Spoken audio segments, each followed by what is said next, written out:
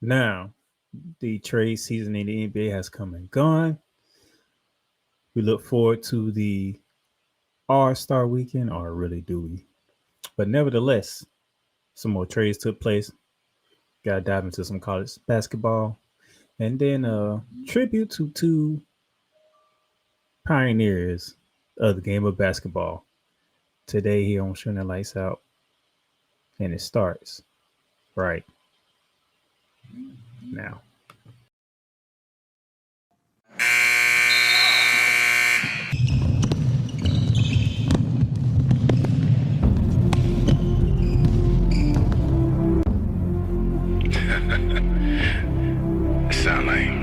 Sound like some Viking music, don't it?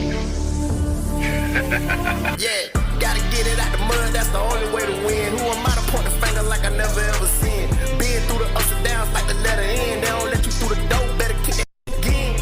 Cause that's the only way to win. That's the only way to go. Gotta get it out the mud, gotta get it out the flow.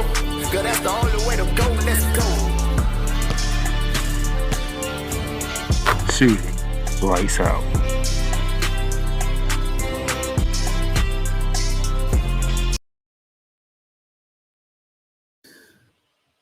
What's going on, everybody? How y'all doing today? February 12th, 2025 is on a Wednesday, 2 days away from Valentine's Day, which means 2 days away from All-Star Weekend. And if I can be full disclosure here, I'm not really looking forward to All-Star Weekend. To be completely honest, I'm really not. I'm just not. They don't make All-Star the way it's supposed to be anymore. So, I mean, it is what it is. But nevertheless, I'm here. I'm back. Had a great time in New Orleans. New Orleans was fun. I'll talk about that more on Ramley Talk because I did get to meet some Rams players down in New Orleans. Didn't see no basketball players. Thought I'll probably run into Zion Williamson down in New Orleans. Never did. Didn't run into no Pelican players down there. It's a little bummed out, but hey, it is what it is. I was there for football reasons. Was hoping to get some basketball players around, but it didn't happen. Nevertheless, I'm here. Time to pick up my basketball talk here. We are midway through the month of February, which means that in about 2 weeks we'll be in March, which means March Madness is right around the corner. So I definitely got to talk some college basketball. Got to get ready for that. Like I said, All-Star Weekend is right around the corner. Not looking forward to it, whatever. But we're gonna do what we got to do here. So we're gonna jump into it. Got a pretty good show for you today.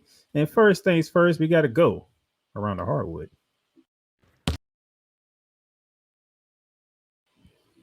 And to begin around the hardwood, Neil Frontier lands a 3-year extension at Georgia Tech. This is on the women's side because what he has done at Georgia Tech this year is amazing.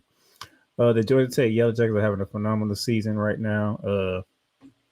They are in the top 25. They are having a great season. It is a remarkable turnaround. You don't normally hear about Georgia Tech in basketball, especially on the ladies side. But what's going on down in the ATL right now, if you're a Yellow Jacket fan, you should be thrilled right now, as the Yellow Jackets they are doing some things that gives you another opportunity to make some things happen. Georgia Tech is currently ranked 19th right now. They have a record of 20-4. They only lost 4 games this year. They have won 20 games. They are 8-4 in the ACC. What a phenomenal job. So yes, you getting a 3-year extension, well worth it. Nobody should be complaining about that because it is rightfully deserved. All right. Going to our next topic. The SEC distribute $52.6 million to each of its 14 members for 2023-2024. Now I'm gonna just go ahead and read some things from the article here. This is from ESPN. The SEC distributed an average of almost $52.6 million to the 14 full members of the 2023-2024 season, in a slight increase from previous years, according to its tax filings. The league announces revenue figures and releases tax filings Thursday of the fiscal year that ended in August, which include Oklahoma and Texas, who newly joined in July, by the way, expanding the SEC to 16 teams as it is currently. The Sooners and the Longhorns, they both received $27.5 million, and what the league described at what the league describes in a news release as a transition payment, accounting to the mixed TV agreement, refundable application fees, and all this other stuff. So overall, the SEC league reported a slight dip in total revenue, going from $852.6 million from 2022 to 2023 to $839.7 million in 2023-2024. The SEC is something different. And if you've been paying attention to the basketball season, that number could go up because what's going on in basketball right now is ridiculous. The SEC has been dominating this year in basketball. They started off good in football. Of course, we know what happened, but basketball has picked up. We're in baseball season now. Baseball's starting to look good. So the SEC, their reputation of being the best conference is still alive and well right about now. All right, just letting you know. Speaking of basketball and the ladies, Lauren Betts says she will return for her senior season at UCLA. Now, this was 5 days ago. Anything can change now, but the way that UCLA is running right now and doing things, they are the team to beat. If you caught me the last time on the first episode of this season, or season 3, I told you UCLA is the team to beat, and she's one of the reasons why. If she does, she can change her mind now. She can change her mind. We can see what anything can happen from now until the end of the season. But for right now, 5 days ago, she's committed to return to UCLA for a senior year, which is not a bad thing whatsoever for Miss Betts. So you keep doing your thing up in Cali, man, because y'all are very dangerous. This is the reason why y'all the number one team in the land. Moving on, Tom Izzo. He tied Bobby Knight's big tick win over the weekend and then failed to overtake it last night as the Michigan State Spartans fell to the aforementioned Bob Knight's Indiana Hoosiers out in East Lansing. That's a big win for Indiana, by the way. Very big win for them. But Tom Izzo will have to wait till his next game to break the all-time Big Ten wins record in basketball. Former Iowa player Ava Jones says she has Hodgkin's lymphoma. Our thoughts and prayers are with you, young lady. You had a nice career up in Iowa.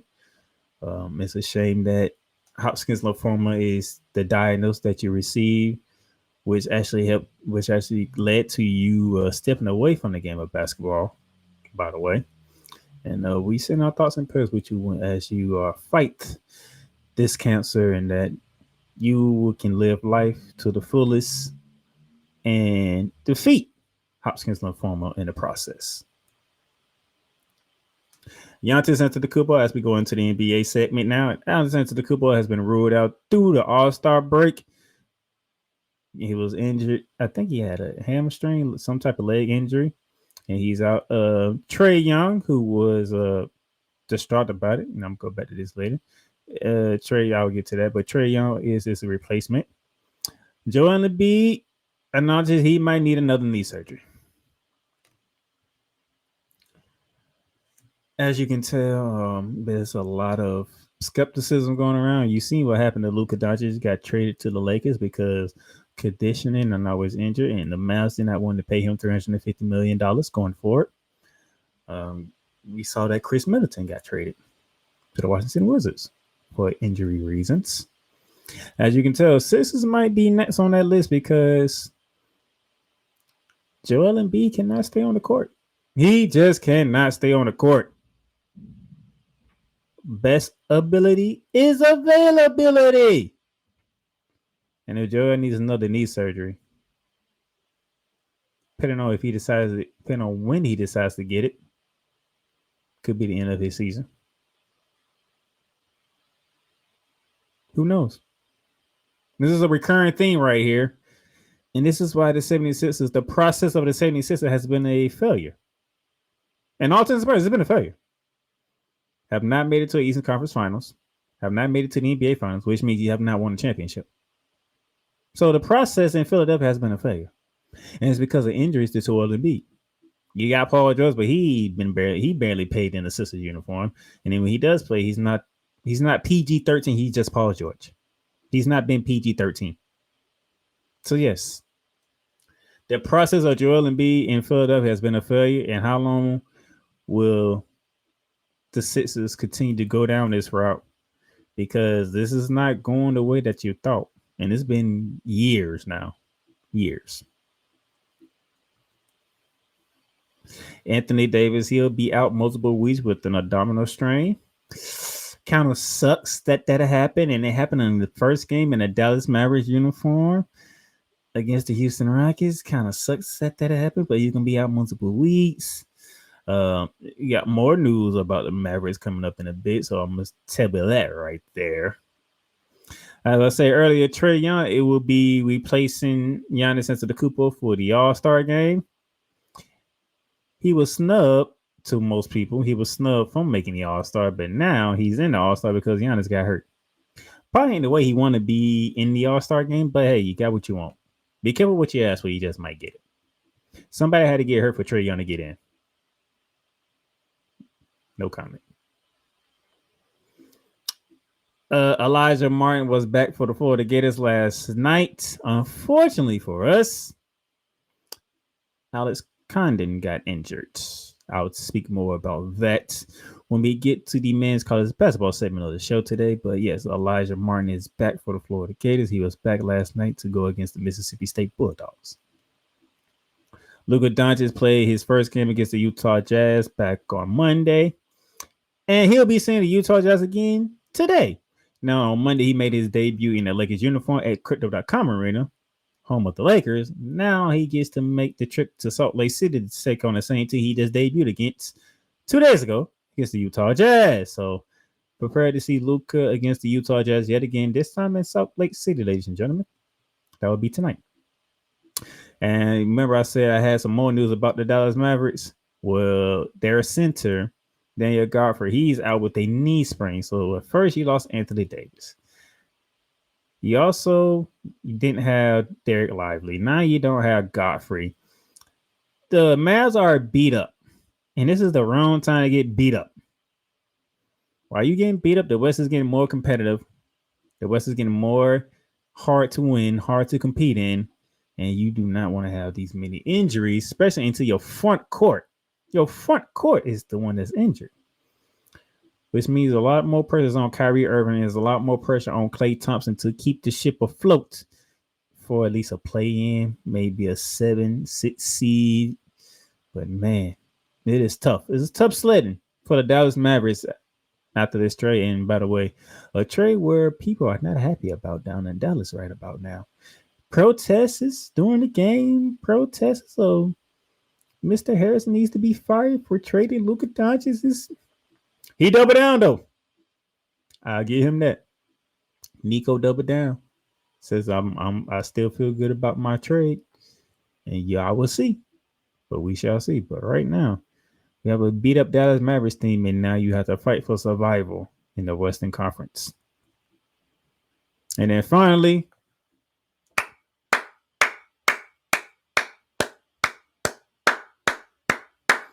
round of applause for Kevin Durant. Last night, despite losing to the Memphis Grizzlies at home, Kevin Durant became the 8th player to score 38,000 career points in the NBA.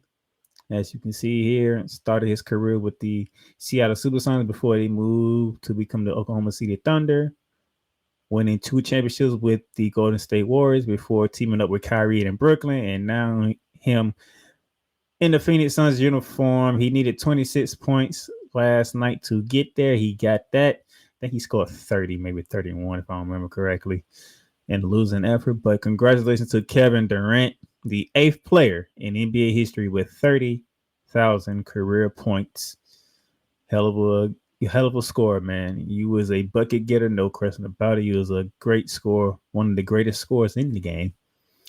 So we want to send our congratulations to Kevin Durant on reaching this achievement here and doing things his way and his way only. So that would do it for Around the Hardwood. All right, we're going to take our first commercial break here, but when we come back, it will be basketball time. We talking ladies, so we'll be back. Welcome to Ringside Chaos. The thing with Tony Khan now being in talks to buy WWE, I'm going to be honest with you.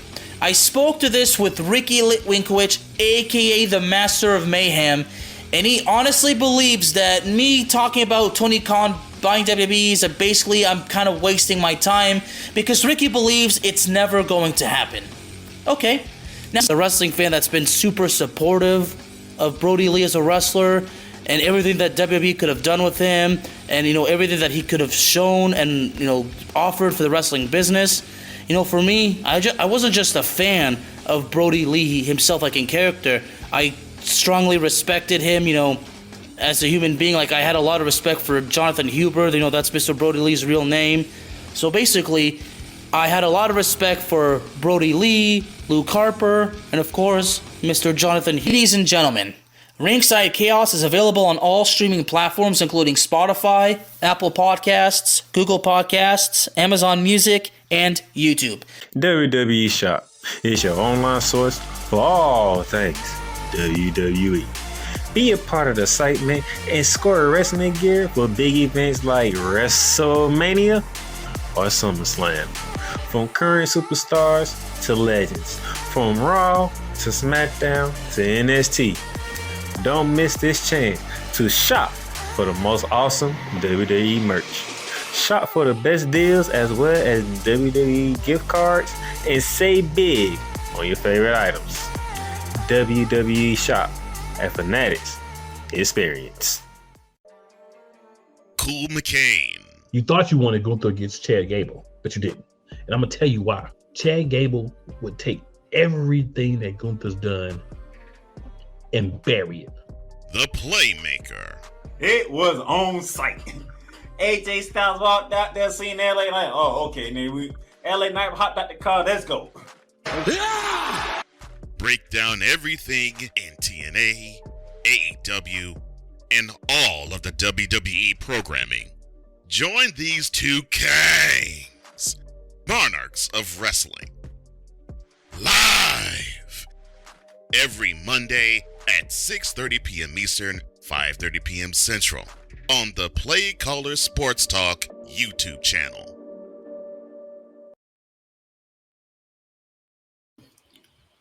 All right, ladies and gentlemen, welcome back to Shooting Lights Out here on this Wednesday, February 12th, 2025. And reason why I played my wrestling break first, because we are on the road to WrestleMania.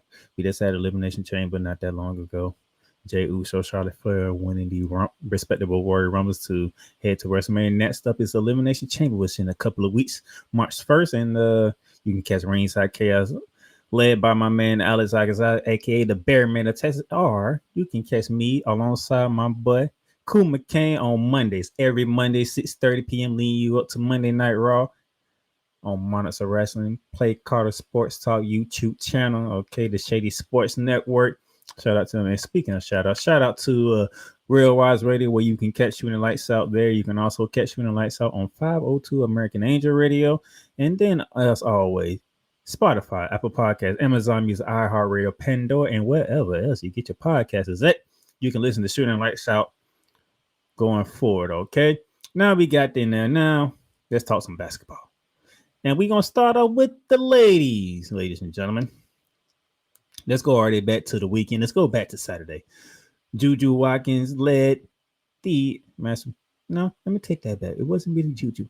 Kiki Efrink led the 7th-ranked Trojans over the win over 8th-ranked Buckeyes down in Los Angeles, California, 84-63, a 21-point beatdown in a top 10 Big Ten showdown. Wow.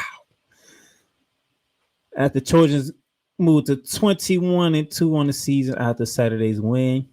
Good for them. The Ohio State Buckeyes dropped to 20-3 for them.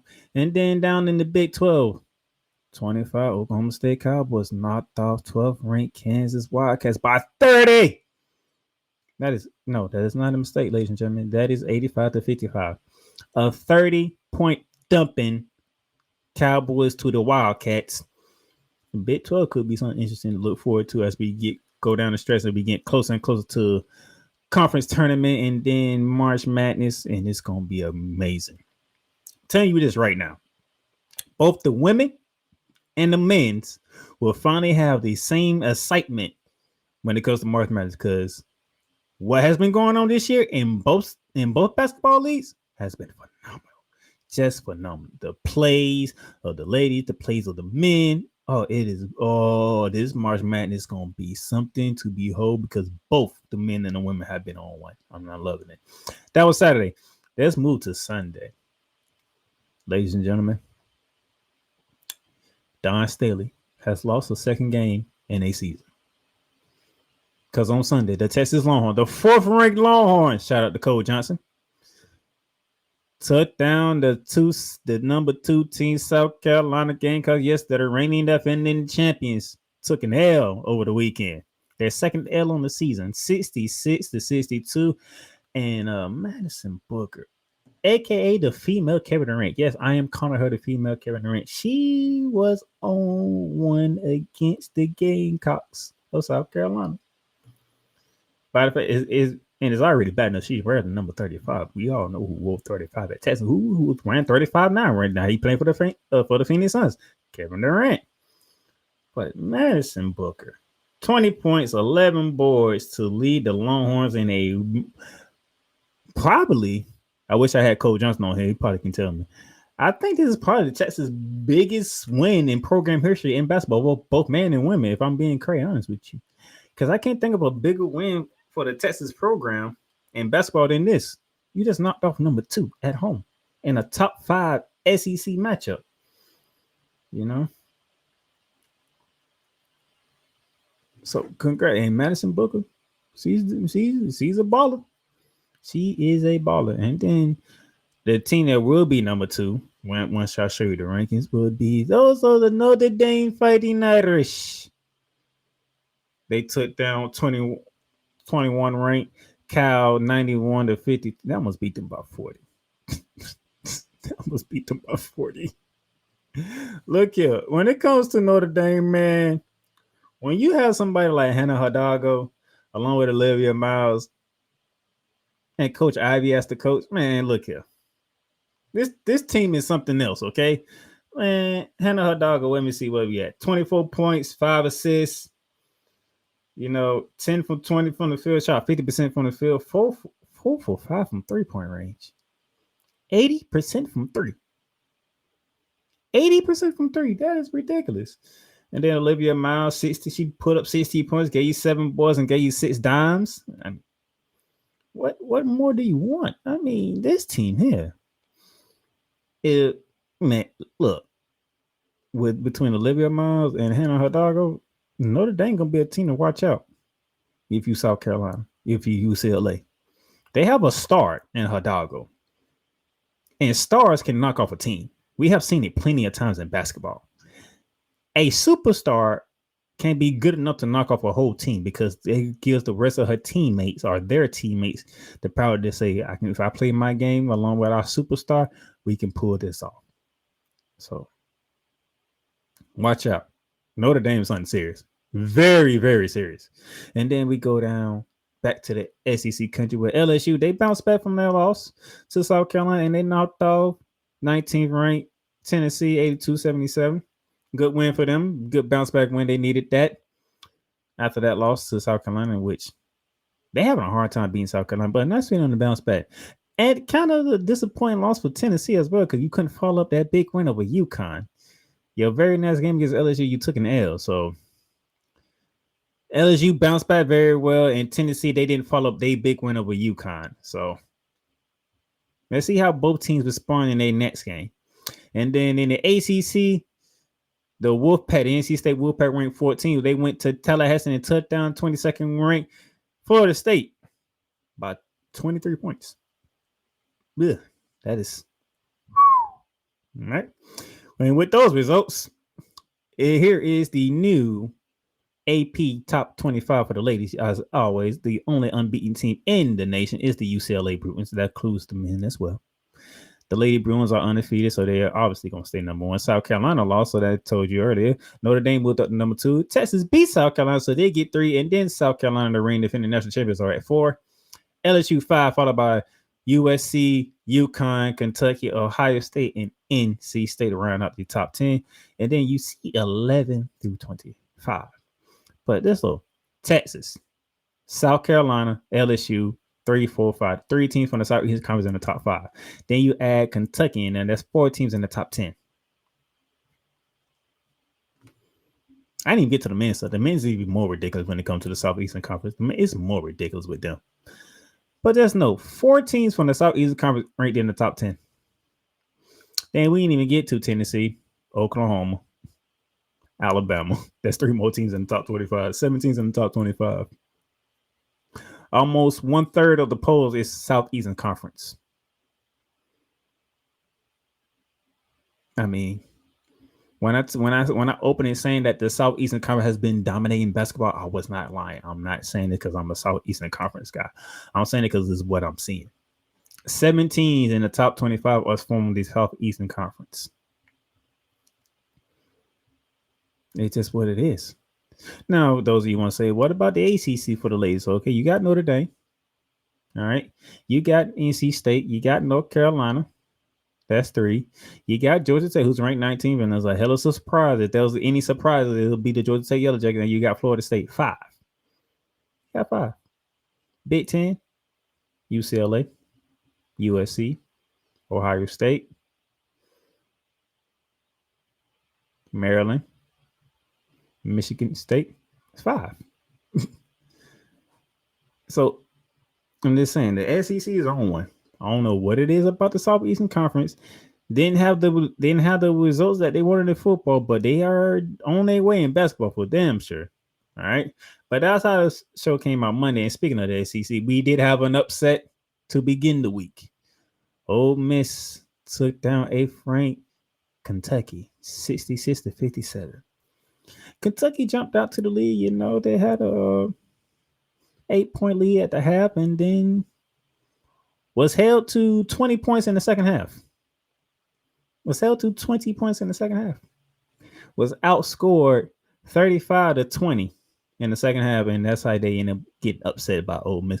Big win for Ole Miss, by the way, because Ole Miss been struggling this year. Usually, Ole Miss is another team that's usually ranked in the top 25. Usually, a team you got to look out for on the women's side. They've been struggling this year, so this is a huge win for Ole Miss.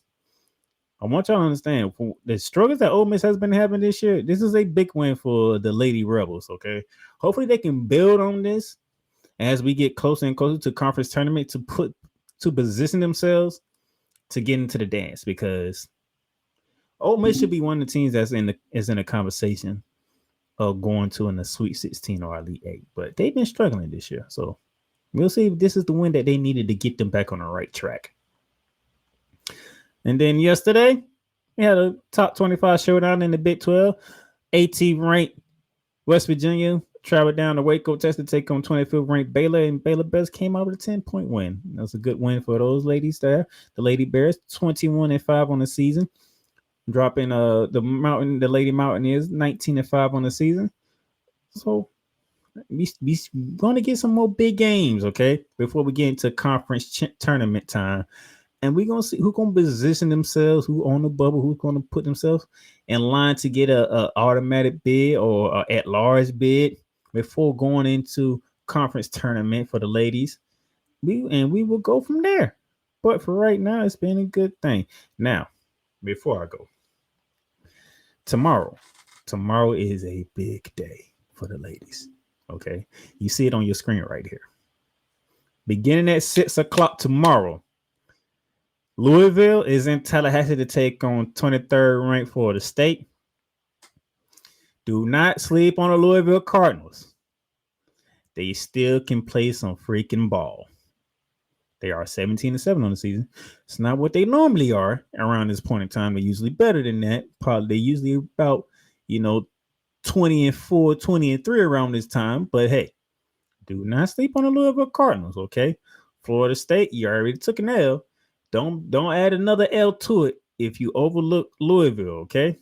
And then the first of 2 big games. Number 1, 7 p.m. ESPN2. Rupp Arena should be packed. Rupp Arena should be on fire. A-Frank, Kentucky hosting third-ranked Texas. Yet again, here's another situation similar to Tennessee and LSU. Kentucky is coming off an upset loss to Ole Miss on Monday. Tennessee is coming off their biggest win in program history, knocking off number 2 and reigning defending champion South Carolina. Can Texas follow up that monster win with a trip to Rupp Arena and get a big-time W over a Frank team? Or will Kentucky bounce back from that upset loss that they took Monday and knock off the third-ranked team in the country in the Texas Longhorns? So you're going to get some more big games. And then once 30 minutes after that on Peacock 7:30, the 9th-ranked Buckeyes, they'll look to bounce back and get themselves back right as they host the Minnesota Golden Gophers. Now, Minnesota with 19-6 record makes me a little tricky about them when they go to Ohio State. Because Ohio State, you can say them 3 losses has been a little disappointing. But they are still 20-3, so we're going to put respect where respect is due. Can Minnesota pull off a big upset? Because if Minnesota can pull this off and get to 20-6, that's one of the teams that will line themselves up for an at-large bid to get in before conference tournament play, because you knocked off number 9 in the country and you did it on the road. The committee looks at those like that. 1, what type of team did you beat? 2, where did you beat them? And 3, how did you beat them? So if Minnesota can go to Ohio State and knock off number 9, get to 20-6, they line themselves up for a nice at-large bid. And then the game of the week, ladies and gentlemen. Game of the week. 10 o'clock. Peacock after Minnesota, Ohio State. The battle for Los Angeles. Number 1, 23-0, UCLA Bruins against number 6, 21-2, USC Trojans. I will be home in time to watch this game. I will be up late night watching this game. You have Lauren Betts and the Bruins going against Juju Watkins and the Trojans. If you can be up late to watch this game, watch this game. Remember, on both sides, men and women, UCLA is the lone unbeaten team in college basketball. And you talking about USC, we already know about Juju Watkins. Kiki Irving is on this team. This is going to be a fight to the finish. I'm looking forward to a competitive game for 40 minutes, 4 hard quarters of basketball to be played in Los Angeles. And usually, I'm not the one to usually get excited about California games, to be honest with you, because I'm one of the biggest USC Trojan haters out there. Full disclosure, but I love Juju Watkins and what she brings to the table on the court. And seeing how what UCLA is like when I watch them go against Maryland at Maryland, oh yeah, I'm looking forward to this game. I will watch this game when I get to the house tomorrow night. I'm telling you right now, if you can stay up. Now, if you got to go up and get up early in the morning, go ahead, go to sleep, do what you got to do. But if you are able to stay up to watch this game at 10 p.m. tomorrow, I advise you to do so, because this is a game to watch. That's the game to watch now. And that will do it for my coverage of the ladies' side of the rim. Take another quick break. When we come back, we're going to hop over to the men's side and talk that basketball. We'll be back. Welcome, ladies and gentlemen, to another edition of Into the Net FC. Kylian Mbappe just all of a sudden finally understood his role, and I think he finally understood that everything Kylian Mbappe has accomplished already, there is still a hell of a lot waiting for him in the future. Kylian Mbappe is only 24 years old. He has accomplished so much, and you know what? Kylian Mbappe has not even reached his prime. Finally seeing, the Marcus Rashford we have been hoping for such a long time, But, this game, after everything Manchester United has been, doing lately, this was actually the ultimate test, to see if Manchester United, honestly was all of a sudden for real. I explained this. The United States, maybe they have to suffer this loss as a lesson to learn to prepare for the future. Because 4 years from now, The World Cup is in not one, not two, but 3 countries. The United States of America, Canada, and Mexico. Into the Net FC is available on all streaming platforms, including Spotify, Apple Podcasts, Google Podcasts, Amazon Music, and YouTube. Get Mounts of Entertainment with Paramount Plus. Stream new movies such as Mean Girls, Transformers: Rise of the Beast, and Good Burger 2 with Paramount Plus. Stream live sports such as the UEFA Champions League, the NFL on CBS, the PGA Tour, and March Madness. Catch hit CBS shows such as Fire Country, Ghost, NCIS, and more. But also catch exclusive originals for Paramount Plus such as Special Arts Lioness, The Famous Stallones, the new streaming home, or Showtime. Watch Showtime original series and movies when you sign up with Paramount Plus with Showtime. Make it a fun, action-packed adventure for the whole family and create kid-friendly profiles for the little ones. So much to stream with Paramount Plus with over 45,000 full episodes from BET, CBS, Comedy Central, MTV, Nickelodeon, and more. Paramount Plus, Mountains of Entertainment. Join Ryan McCarthy I became a Jets fan because Kermit the Frog was my favorite Muppet because he was green, and the Jets wore green. That's how I became a Jets fan. and Dustin Henry ESPN is cashing all in on let's pay a few personalities and we'll just kind of fill in the gaps. as they walk you through all of the world of sports from their perspective. The Albany Empire, it's a literal circus. No credentials required. Where, Ryan, say the tag. Where you don't need a press pass to talk sports. Every Monday at 8 p.m. Eastern, 7 p.m. Central. On YouTube and where you can find all podcasts.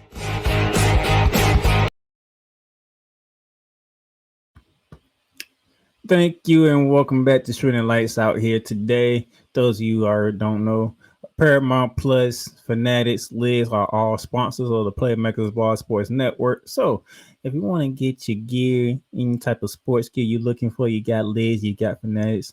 Click on our links in the show notes to get you a nice good deal and a nice discount. And then Paramount Plus, stream live sports, stream entertainment, whatever the case may be, Nickelodeon, BET, MTV, the whole 9 yards. You got Showtime on there now.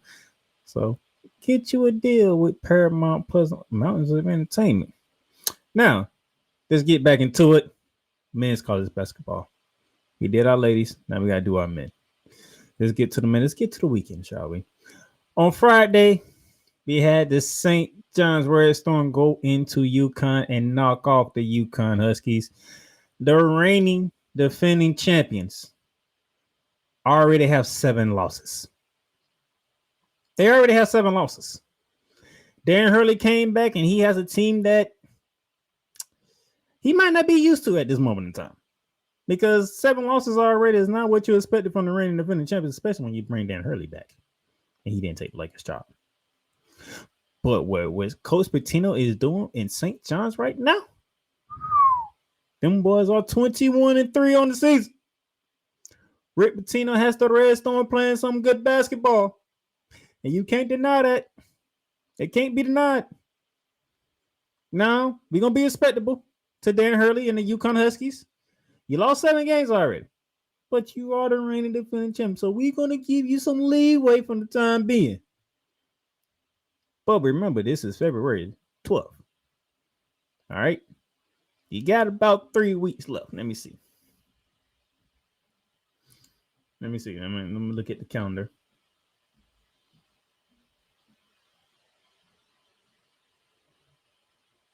Going through. So you got close to a month. All right. The last regular season game for college basketball is March 9th. And that's Michigan and Michigan State. So you got about a month left, Dan Hurley, to figure some stuff out.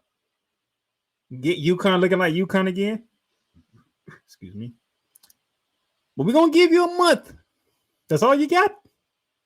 Because you already got 7 losses. I think this is more losses than the last 2 seasons combined for UConn. Because, geez, I've never seen UConn like this. But that's not the only game we're gonna talk about when it comes to UConn. We'll get back to UConn and something else that was unusual for us to watch when it comes to the UConn Huskies. But that was Friday. Let's go to Saturday. Those of you who know me, you know who I'm a fan of. Those of you who don't know and you're watching Shooting Lights Out for the first time, I am an avid Florida Gator fan. Okay. As you can see here, the first game on the docket, Florida 90, Auburn 81, down in the jungle of Auburn, Alabama. This is the second time the Florida Gators have knocked off number one this year. Go back to when they played against the Tennessee Volunteers when they was number one down in Gainesville, and they beat them by 30. By 30. Fast forward to Saturday, they dumped. Don't let the 9-point win fool you. Florida dominated number one Auburn. Dominated them in front of their own crowd in their own building. It was a dominating performance. Alex Cardone, our front court was sensational. Clayton Jr. was on one. Will Richards hit timely shots. The defense of the Gators has been very impressive this year. The defense of the Gators has been very impressive. Todd Golden has done a phenomenal. It's his third season that they had with the Florida Gators, and this is the result that we're getting. As I like to tell people, I told them on my show, Bearing Down and Gridiron, when I talk college football. I tell them on this show, and I'm going to say it again. I like to give coaches 3 years. When you give coaches 3 years, that gives them time to year one, get to know the player, get to know your team, and figure out, see how your team plays, see what we need to make mistakes at. That's why I like year one to be year one. Year one is whatever. Okay, whatever that is, okay, that's the starting point. Now we need to see year two. I need to see a little bit of improvement. You saw what year one was like. You seen what the holes was there. You see what adjustments need to be made. Let's make those adjustments to year two. Year three is where your direction, where your program is supposed to be, because now you have you did your 2 years. Now year three is where you put your imprint on the program that you're coaching. As you can see, this is year three for Todd Golden. The Florida Gators are 20-3 on the season after Saturday's game. Now they played last night. We're gonna get to what they did last night on Monday. They played an extra game, but we'll get to that in a minute. Alabama got a nice win on the road versus a tricky Arkansas team coached by John Calipari. So Nate Oates, phenomenal job making sure your team was ready to be in a fight with John Calipari and Arkansas Razorbacks, especially after they went to Rupp Arena and knocked off the Kentucky Wildcats. You had the Bud Williams Aggies of Texas A&M getting a 3-point victory at 15-ranked Missouri. Needed that win. Caleb Love and the Wildcats of Arizona got a much needed win. A much needed win over 13-ranked Texas Tech at home. That's Saturday. Now let's go to we have some upsets on Saturday. Clemson knocked off Duke by 6. Big win for the Clemson Tigers. When everybody and their mama know, their grandma, their auntie, their uncles, their granddaddies, their daddies know that the ACC is Duke's to win, and everybody else is in for the invitation. They'll see who will be the last one standing in their way before they be our crowned ACC champions. Clemson has made a case now that if we was to see them for the ACC title, we can beat them. But you had your one chance. I don't think you can do it again. That's just my opinion. Creighton upset it. 11-ranked Marquette. And by the way, I don't know what's going on with Shaka Smart and the Golden Eagles up in Marquette, but it's been a struggle for these guys. They'll look good for a couple of games, and next thing you know, they getting blasted. They look good for a couple of games, then they got blasted by Creighton. And then finally, the team that was picked number one in the preseason, the Kansas Jayhawks. Now, if I'm going to get on UConn about being the back-to-back national champions and I already have 7 losses, when you're the preseason number one and you already had 7 losses, Kansas Jayhawks and Bill Self, that's a problem. And you let 11-11 team Kansas State beat you in the Sunflower Showdown.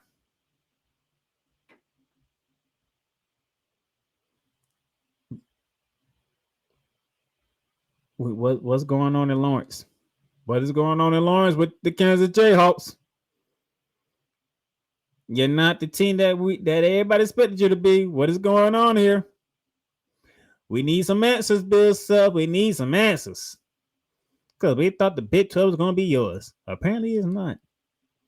That this season might be belonging to Houston, of all teams. But man, what is going on in Kansas? What's going on at Storrs, Connecticut with the UConn? What is going on with these teams all of a sudden? These teams ain't the teams that we thought we were going to get. But that's what happens. And here is the Lully AP Top 25 ranking that came out Monday. Auburn is still number one because Duke lost and Tennessee lost and a lot of other teams lost. Alabama's number 2, Duke number 3, along with the Florida Gators. The one thing I hate about the AP. How is both teams get the same rankings? It's beyond me. If you want to put Duke 3 and make us 4, let's do that. Or make us 3 and make Duke 4. Don't matter. But these same rankings is stupid. It's only done in the AP. Only done in the AP. And the problem is with the AP, this is the only ranking system we have in the AP because we don't go with the coaches poll. We don't go with the USA polls. We just go with the AP poll, which is stupid. We need a new ranking system. This is my opinion. Tennessee is 5. Houston is 6. Purdue is 7. Texas A&M 8. St. John's 9. Iowa State 10. Now, as I did with the ladies, as you can see, Auburn, Alabama, Florida, Tennessee, 4 teams in the top 25 on the Southeastern Conference. Then you can add Texas A&M, which is 5 in the top 10. That's 5 teams. That's half of your top 25 SEC teams. And then you add a Kentucky, a Ole Miss, a Missouri, a Mississippi State. 9 teams from the Southeastern Conference ranked in the top 25. I'm not making this stuff up, people. When I tell you the Southeastern Conference is on one this shit, they are on one this shit. With the ladies, there's 7 teams from that conference in the top 25. On the men's side, as you can see, there are 9 teams from that conference in the top 25. I'm not making this stuff up. I don't know what happened, but the Southeastern Conference is on one in basketball, which is something we're not used to seeing. But this conference currently is the best conference in basketball. Now, if you have any adjustments, please share it in the comments. I'm all ears for it. But what I'm saying is, as of right now, with the data that we have, and everybody has the same data, okay, the Southeastern Conference is the best conference in basketball currently. It used to be the Big 12 and the Big 10 and the ACC at times, but right now it is the Southeastern Conference. Now, don't get me wrong. Duke will have something to say about it. Houston will have something to say about it. You know, Iowa State will have something to say about it. The way St. John has been playing, they could have something to say about it. Never count out the defending champions. They're not even ranked, but we're not counting them out. But right now, the Southeastern Conference is definitely on one. And then we get to yesterday. We got Elijah Martin back for the Florida Gators, but we lost Alex Condon. Thankfully, it's only an ankle sprain. Could have looked it worse.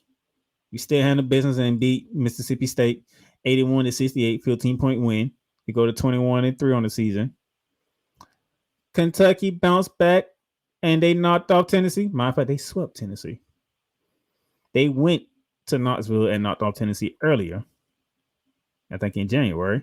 Now they went home to Rupp Arena and they knocked off Tennessee yet again. This time 75-64. So Tennessee suffers a big loss.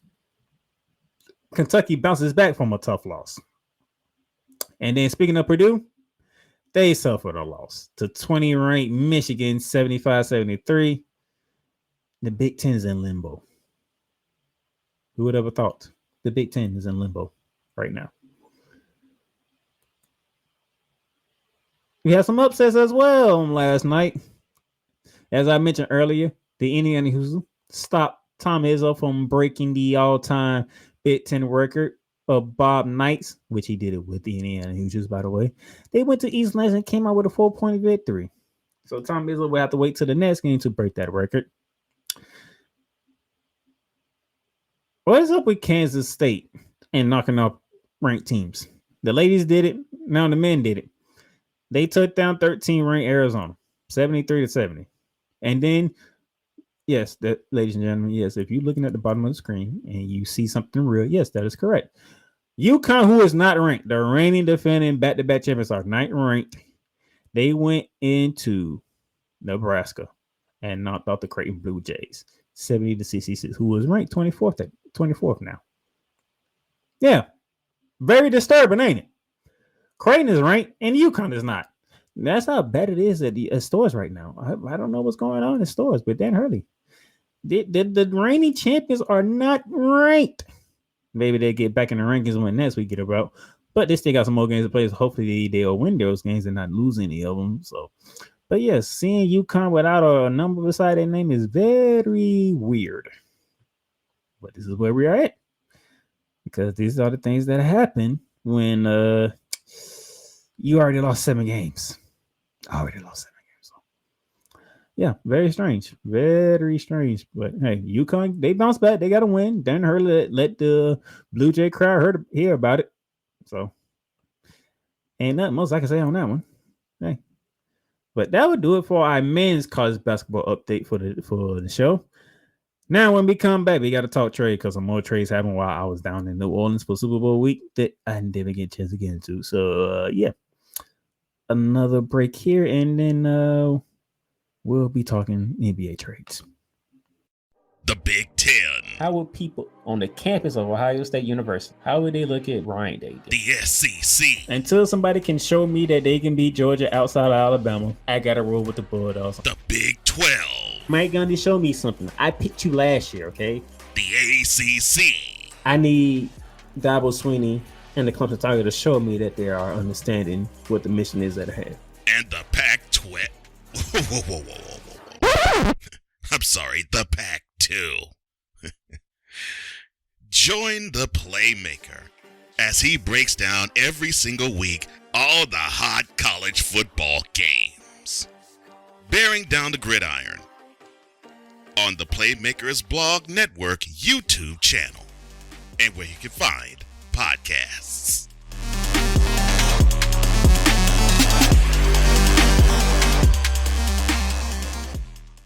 Sports fans are gearing up, whether it be for the madness of March, whether it be for the Super Bowl, or even a little thing called WrestleMania.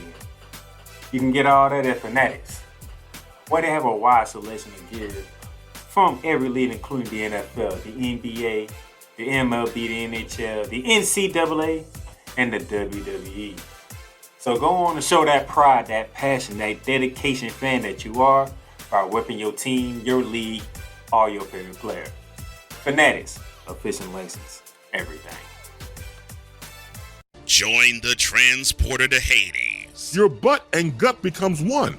Join the reformer of hooker whores. This is my daughter, Placenta Booty Johnson. Join the bronze god. Whenever you are in distress, take off your baseball cap and throw it in the air. Join your very own superhero of broadcasting, Chris Bass. So whatever color crown they get, they palm it and do 2 circles, and that translates to, I can beat up black people. As she takes you through the week's paces in Baseline. Live every Saturday at 8 a.m. Eastern, 7 a.m. Central, Pacific time zone people, just stay asleep when this is on live and just catch the recording. Oh, I'm sorry. Exclusively on the Chris Bass YouTube channel.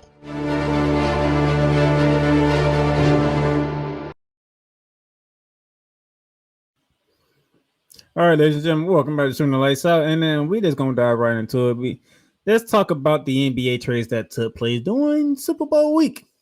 First on the list, the Milwaukee Bucks traded Khris Middelton, AJ Johnson, and swap picks for Kyle Kuzma, Patrick Baldwin, and a second-round pick or picks in this Washington-Milwaukee trade. Very stunning trade that Khris Middelton was moved on from Milwaukee to Washington, but Kyle Kuzma joins in on the fray with the Milwaukee Bucks joining Giannis Antetokounmpo, who is injured, as we mentioned earlier. Dame Dollar, when we'll see how that goes, how that works out. Currently, the Milwaukee Bucks, they have lost 7 of the last 10 games. All right. They are coming off a loss from Monday against the Golden State Warriors, which we will talk about them and their big trade that they took place in a minute. That's after they had beat the 76ers. So we'll see how these trades work out for both teams. Milwaukee, they are in Minnesota tonight, 8 p.m. They'll take on Anthony Edwards and the Minnesota Timberwolves. So very shocking trade. Could definitely work out because you did swap pretty much same positions with Kyle Kuzma and Khris Middelton. We'll see if Kyle Kuzma can find that magic again that he found when he first got to Washington and he was the leading scorer for the Wizards. Let's see if he can find that magic again now that he has Giannis whenever he comes back. Well, he'll be back at the All-Star break. Dame Lillard, you still got Brook Lopez on the team. Okay, you still got some guys that can play. So we'll see how that rolls tonight against the Minnesota Timberwolves. But Khris Middelton, I don't know what to say to you, sir. You're at the worst team in the NBA. Nah, let me make sure my facts are correct. Hold on before I say that. Washington is 9-44. They are definitely the worst team in the NBA. I'm sorry that your career path has taken you this way, but it's a business. It's a business, and business is not fun at times. It's just not. That's one trade. The big trade over the weekend outside of the Luka and AD trade.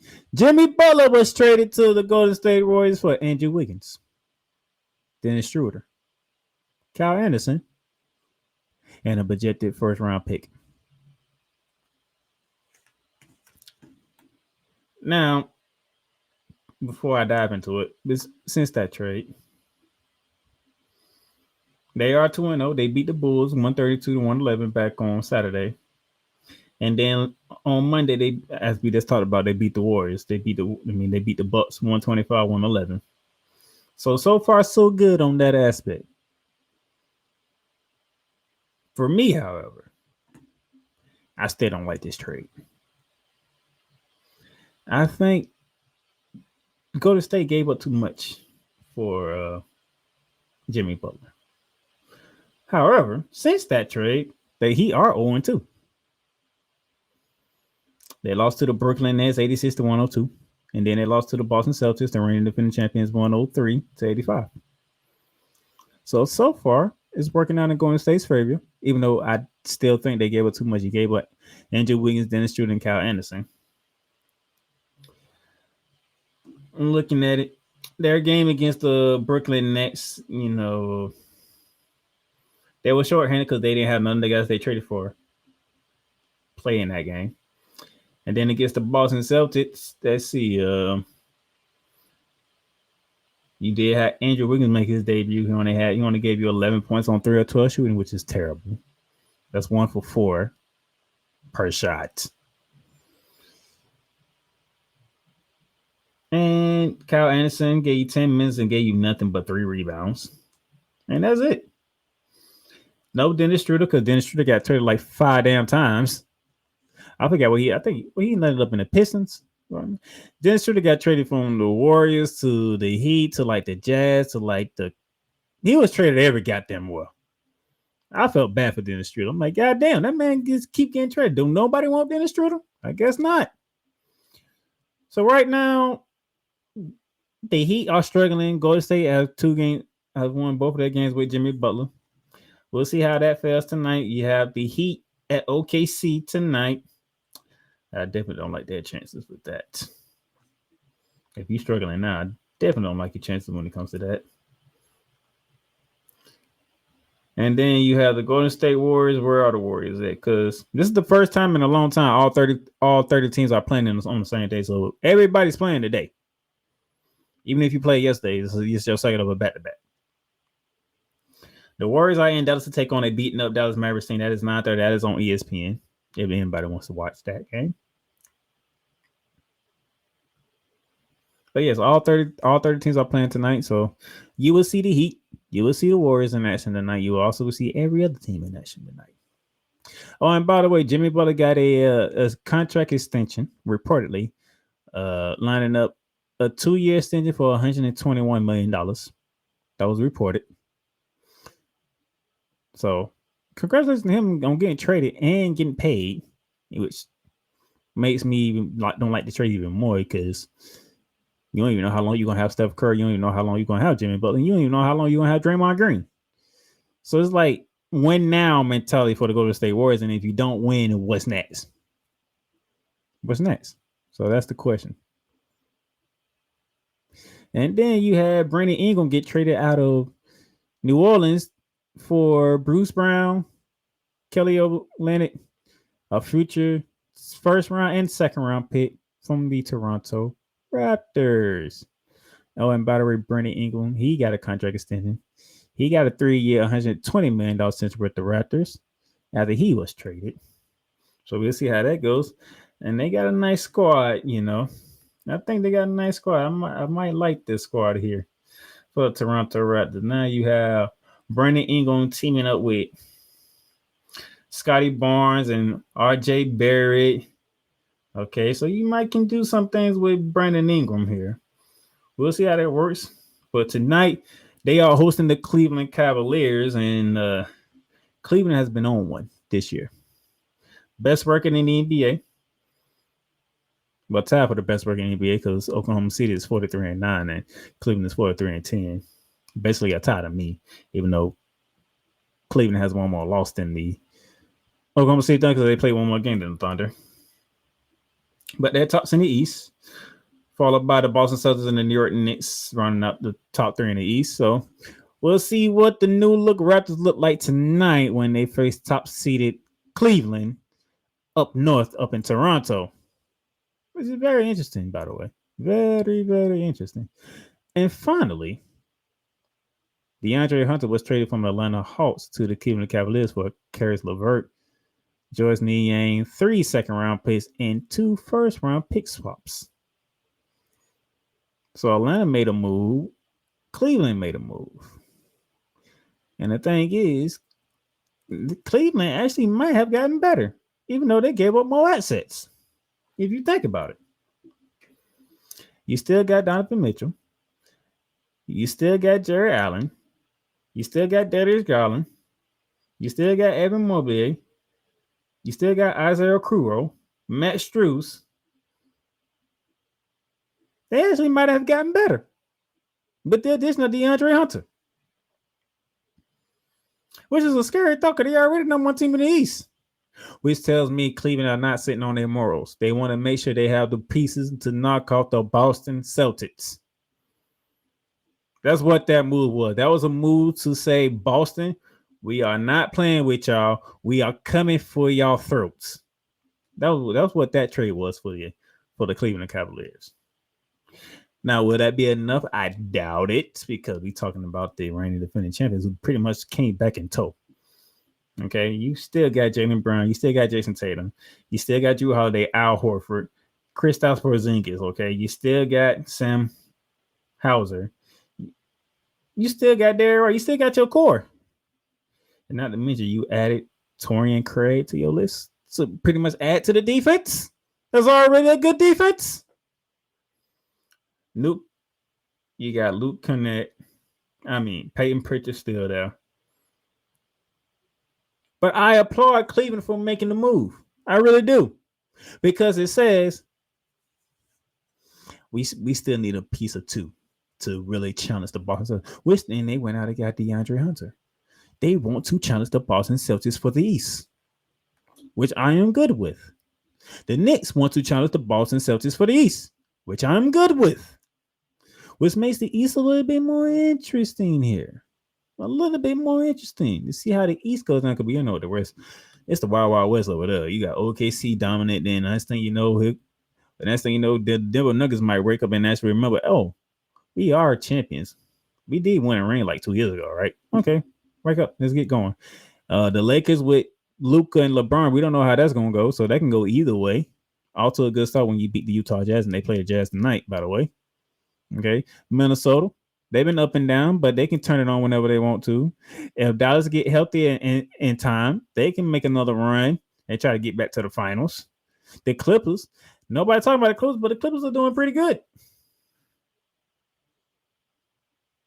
The Clippers are currently 6th in the West right now, 29-3. The surprising Houston Rockets sitting in 5th with 33-20. Don't forget about the Memphis Grizzlies, second in the West right now at 36 and 17. And then you got Golden State fighting for a spot, Sacramento fighting for a spot. That's the 9 and 10 team. Outside looking in, the Phoenix Suns would, if they ever get their act together, which they probably won't because they don't have the cap space to do so. They on the outside looking in. You got San Antonio trying to make moves and make things happen. So the Wild Wild West is going to be the Wild Wild West. But the East, we already know is Boston. Cleveland made a move to get better. All right, New York they made moves in off season to get better. Okay, you already know about the Boston Celtics. Indiana, they trying to do better. We'll see how Milwaukee look when Giannis comes back, and it's Giannis, Kyle Kuzma, and Damian Lillard all on the court at the same time. Philly, like I said earlier, this process it's the Philadelphia Eagles, the Philadelphia 76ers, they can't stay healthy, they can't get to this, and they can't get to any NBA finals. Okay. My Magic started off good, but injuries have derailed us. That's derailed us, and we can't get back on track whatsoever. This is the things. So you literally have 5 teams that can actually fight for the East. 14 that actually, I say 14 that actually can fight Boston for the East, because Boston is the team to beat in the East. Cleveland, New York, Indiana, and Milwaukee. That's it. Everybody else, you're not touching Boston. Not even the Miami Heat. But in the West, OKC, let me take this down. As I could finish this off. OKC, so OKC's in the West. So in the West, OKC, Memphis, Denver, the Lakers, the Rockets, the Clippers, the Timberwolves, and we'll see if Dallas, Sacramento, and Golden State they can find their rhythm and get back into it. And then Phoenix as well. But currently, right now, the class of the West right now belongs to the Oklahoma City Thunder. Even though the Cavaliers is number 1 in the East, that title of class of the East still belongs to the Boston Celtics. To be the champs, you have to beat the champs. And the champs reside in the East with the Boston Celtics. I love what the Knicks did during the offseason. I love what the Cavaliers did during the trade season. Now can neither one of them challenge the Boston Celtics for the East? We shall see. And that would do it for our NBA talk. One final commercial break. And then when we come back, gotta pay tribute to 2 legends. It's the only right thing to do to end the show. We'll be back. Everything Boston. I love you morons. You Kids on the Block, New Edition. Dear whatever the law firm is. Sincerely, the U.S. Supreme Court. Ben Affleck, Matt Damon. Go yourself again, Jason Whitlock.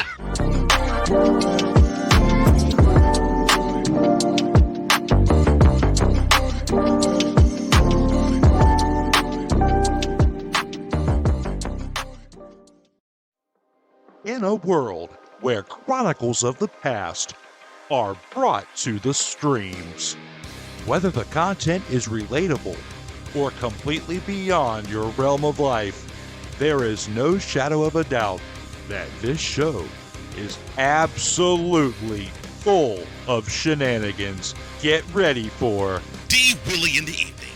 This Sunday at 10:05 p.m. Eastern. Exclusively on Sertoba Media, where the struggle is real to be awesome.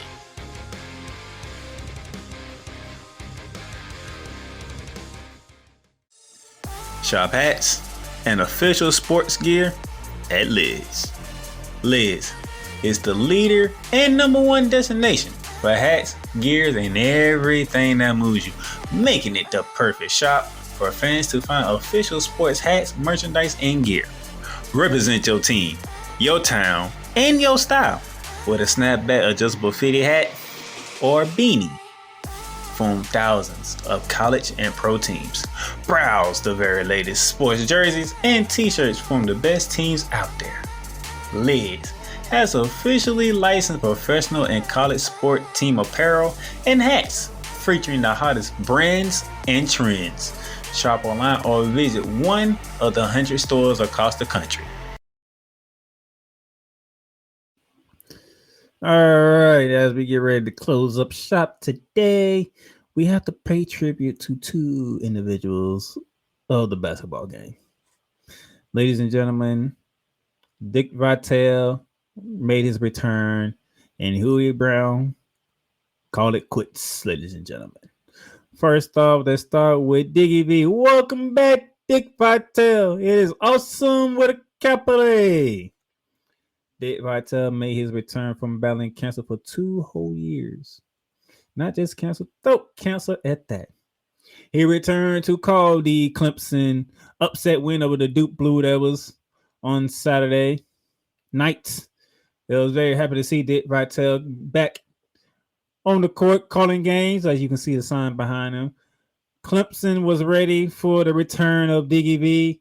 Y'all gave Diggy V the warmest welcome he could ever receive to return to the game that he loves calling, which is college basketball. Yes, Dick Vitale was very emotional. He should be very emotional. The man battled cancer for 2 years.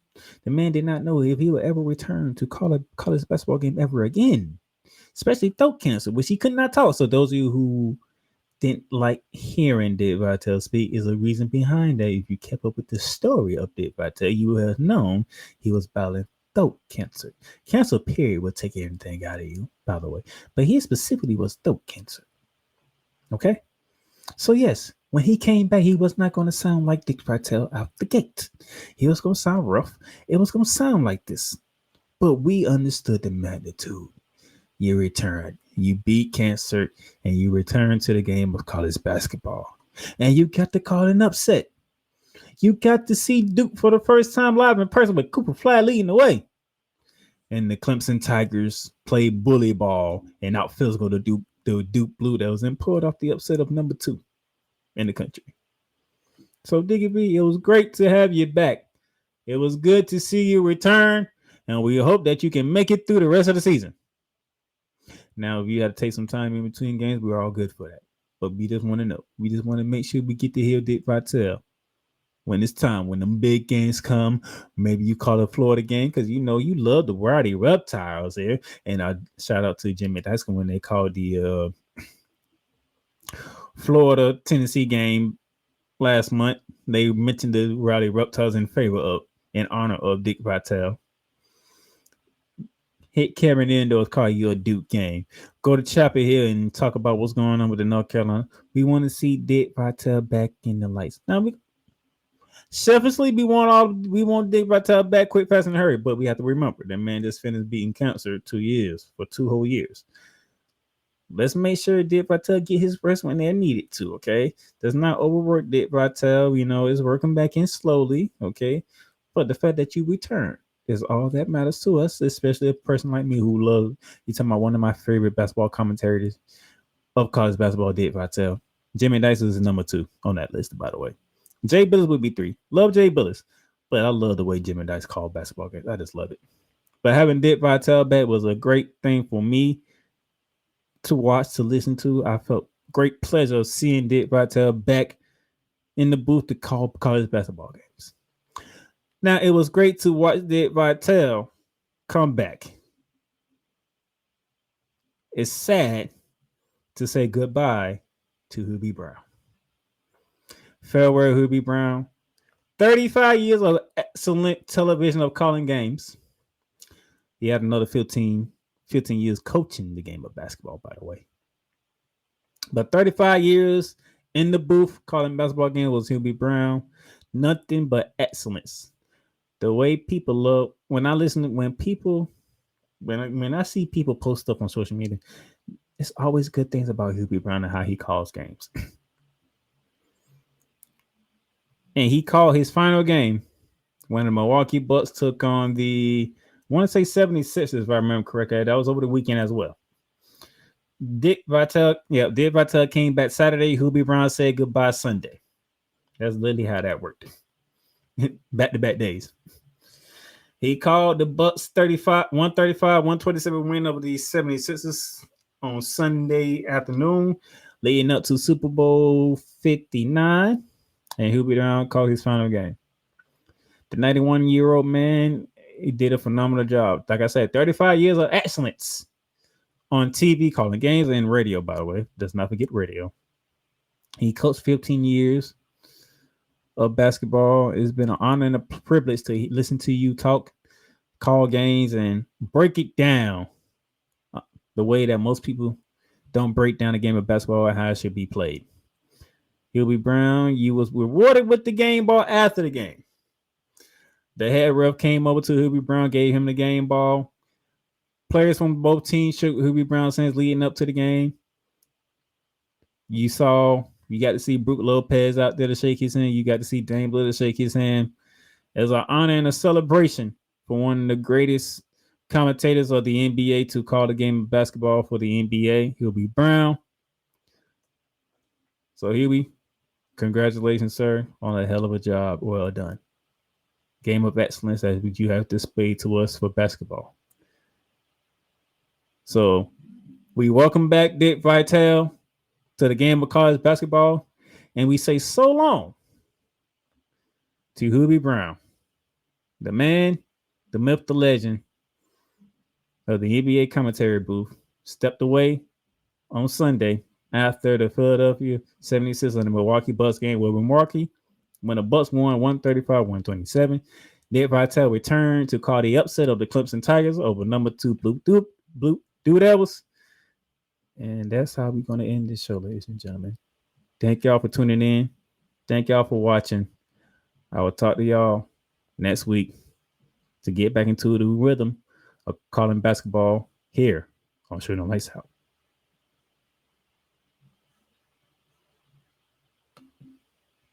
You've done good. You've done great.